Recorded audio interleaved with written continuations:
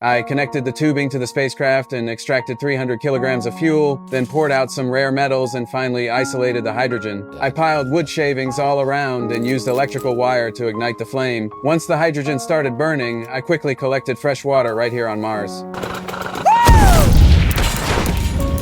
But I forgot to factor in the oxygen levels from my own breathing, and the explosion knocked me senseless. After I came to, I made absolutely sure to put on my helmet and suit up completely. If I wanted to survive, I had no choice but to keep making water. When I lit the hydrogen again, the lingering fear still had my whole body wound tight. But this time, everything went smoothly, and water vapor started condensing around me. I was going to use this water to farm on Mars and grow enough food to last me the next 3 years. This whole nightmare started when my team and I were on a Mars research mission and got hit by a massive storm out of nowhere. During the evacuation, I was struck by debris and blacked out. When I woke up, alarms were blaring everywhere and a metal rod had pierced straight through my suit. I cut the cable loose and fought through the searing pain to get back to base. Pressure stable. Only after the cabin pressure stabilized could I finally breathe a little easier. Then I took off my gear, stood in front of the mirror, and pulled out the remaining piece of metal. I stapled the wound shut. Luckily, my internal organs were intact. But now I was stranded alone on Mars with no idea how long I could hold out. The base equipment was still functioning, but the communication system was completely destroyed. I had no way to contact anyone. All I could do was record logs through the camera. My only goal was to stay alive until the next rescue mission arrived. 4 years until a manned mission can reach me. And I'm in a hab designed to last 31 days. If the oxygenator breaks, I'm gonna suffocate. If the water reclaimer breaks, I'll die of thirst.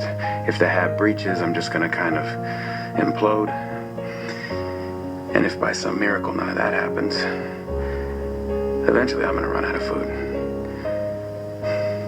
So, yeah.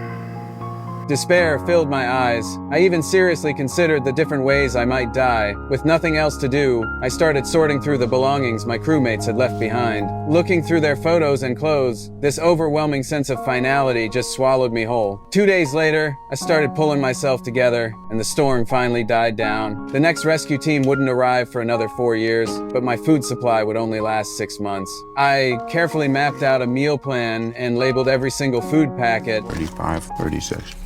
Sweet and sour chicken.